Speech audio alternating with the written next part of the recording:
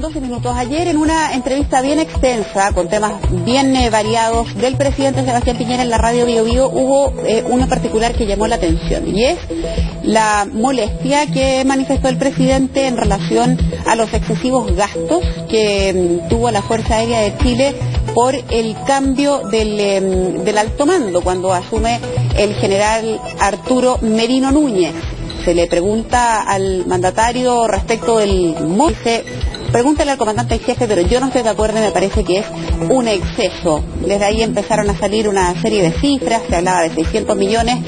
Solo para que tengan una idea, el cambio de mando en la Fuerza Aérea costó más que el cambio de mando presidencial, para que tengan una orden de proporción. Vamos a conversar de estos temas, de los recursos del Estado, de cómo se gasta finalmente, con Daniel García. Él es el director ejecutivo de Espacio Público, que está en nuestra mesa de trabajo. Daniel, gracias por venir a CNN. ¿Cómo estás? Muy bien, gracias por invitarme. A ver, vamos partir por algo tal vez de forma.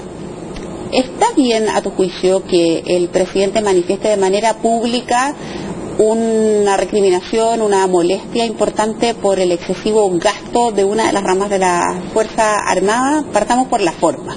A mí yo no veo problemas en la forma, y de hecho creo que nos enteramos de esto probablemente porque el presidente pone ojo en los detalles, y creo que es un presidente que efectivamente hace eso.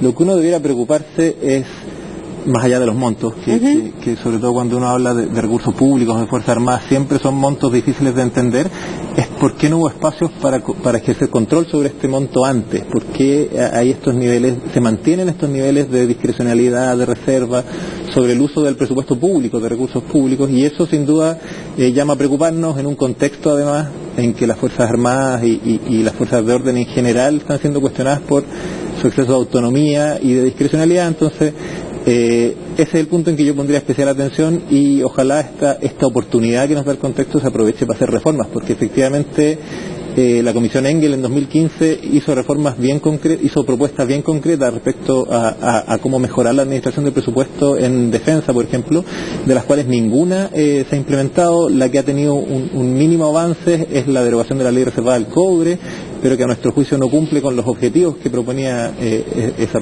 Daniel, reforma. ¿por qué ocurre, o al menos es la sensación que está instalada en algunos, que probablemente desde los distintos gobiernos ha habido buenas intenciones en términos de citar a expertos, armar comisiones, grupos de trabajo, ponle tú el nombre que tú quieras, se hace ahí una labor bien importante con distintas miradas, se llega a un consenso, se entrega un trabajo y ahí queda? Entonces uno se pregunta, ¿qué sentido tiene quedarse solo en esa buena intención?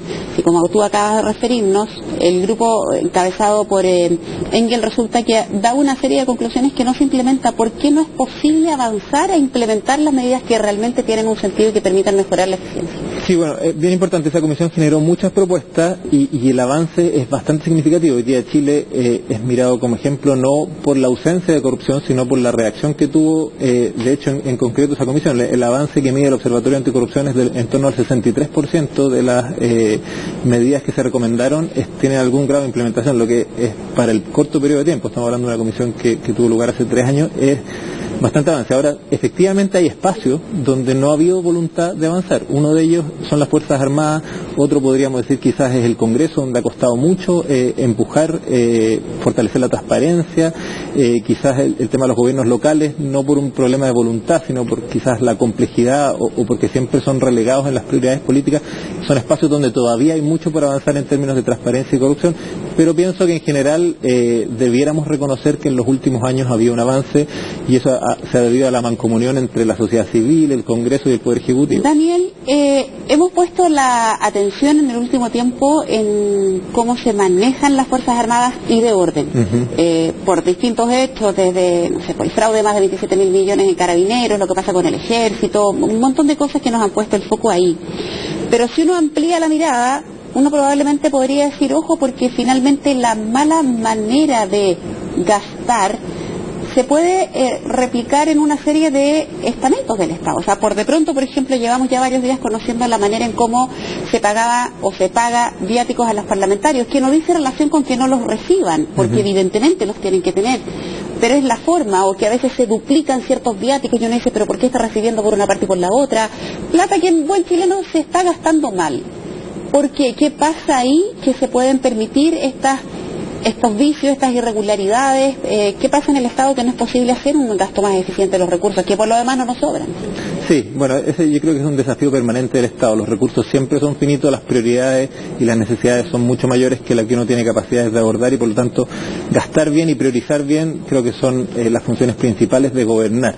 En los casos que tú mencionas yo veo similitudes, o sea, estamos hablando de organismos como el Congreso o como las Fuerzas Armadas que tienen niveles de autonomía y ausencia de control cruzado o en el caso de las Fuerzas Armadas de control civil, que permita que se generen prácticas y culturas de un uso eficiente de recursos, pero efectivamente aquí lo que hemos tenido es lo contrario, o sea, en las Fuerzas Armadas básicamente todo se hace puertas adentro, desde un diseño institucional que viene de la dictadura que les dio mucha autonomía y un periodo de democracia donde se optó por separar aguas y lo que les dio más autonomía, y hoy día tenemos, claro, un exceso de autonomía, reserva en el uso de recursos y presupuestos abultados. Eso es caldo de cultivo para malas prácticas sin que uno tenga que pensar que ahí solo hay personas que le tuvieran falta de ética ni nada, pero le estamos dando todas las condiciones para que ocurran este tipo de cosas.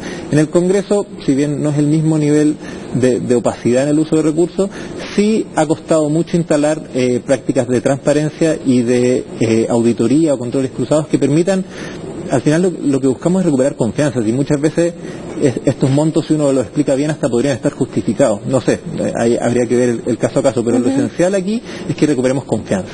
Y la ausencia de confianza está en eso, en que uno se entera de estas cosas como por accidente, los montos a veces cuesta justificar, aparecen estos casos donde le arriendo la casa a un amigo, antes los congresistas contrataban a familiares, también pasa eso en las Fuerzas Armadas, el viático doble que comentabas tú, entonces todas esas cosas hacen que uno pierda la confianza, quizás por casos aislados, pero la confianza es esencial para que tanto las Fuerzas Armadas puedan hacer su labor como el Congreso. ¿Hay algún modelo, perdona Daniel, en el mundo, en algún país, donde uno debiera mirar y decir, para allá debiéramos apuntar, donde exista, por ejemplo, esa capacidad de tener un control externo que pueda hacer un contrapunto respecto de lo que presenta? No sé, por ejemplo, hablábamos también no hace mucho, se me viene recién a la cabeza el caso de un municipio donde resulta que se estaban gastando millones y millones en comprar, no sé, pues joyas, porque evidentemente hay que hacer ciertos regalos y es entendible, pero el punto está de aplicar el criterio y decir, ok, no va a gastarse lo que se está gastando en andar comprando joyas o el regalito para ir y quedar en las relaciones públicas un poco mejor. ¿Qué pasa ahí? ¿Hay algún modelo de país, por ejemplo, que a ti se te venga a la cabeza y uno dice, aquí lo están haciendo bien? Es muy difícil encontrar modelos, pero sí hay muchas prácticas que uno puede copiar y que vale la pena. En términos de uso de recursos a nivel local, como hablemos de un municipio, sin duda lo que tiene mejores efectos es los aumentos de la transparencia. Eso permite que el control no lo ejerza un servicio en particular o alguna autoridad, sino lo ejerza la ciudadanía. Y en general los gastos del nivel local son más fáciles de entender, están a un nivel que atiende o no necesidades que son súper concretas a los ciudadanos, por lo tanto el control ciudadano en esos niveles sí funciona. Mucho más sofisticado, por ejemplo, es el presupuesto del Congreso, el presupuesto de las Fuerzas Armadas, donde se necesita conocimiento experto, ¿cierto? Y por lo tanto en esos casos sí lo que se recomienda son controles cruzados, es decir, que haya control civil, por ejemplo, sobre las Fuerzas Armadas, sobre el uso del presupuesto, que exista un plan estratégico de inversión en armas, por ejemplo, que es una de las cuestiones más complejas, y donde participen civiles. En general, si bien se crean instituciones y orgánica anexa a las Fuerzas Armadas, normalmente esos cargos los usan militares o exmilitares. Las mismas empresas públicas asociadas a las Fuerzas Armadas son hoy día dirigidas por militares. Entonces hay una cultura demasiado cerrada donde no se ha permitido que entre quizás conocimiento distinto, miradas distintas y control, que también es algo muy útil. Lo mismo en el Congreso, la posibilidad de que exista un comité de auditoría, un comité de ética que tuviera cierta independencia, que fueran personas elegidas por sus méritos y no quizás por una trayectoria o cercanía o peor aún en algunos casos por algún tipo de cuoteo, ¿cierto? Entonces esas son las prácticas que uno podría recomendar, distintas a cada caso dependiendo de el nivel de sofisticación que tienen los gastos y las políticas que ejecutan. Daniel, muchísimas gracias por venir al estudio de Un Nuevo Día, que sea un buen miércoles. Muchas gracias a usted. Gracias a ti por venir.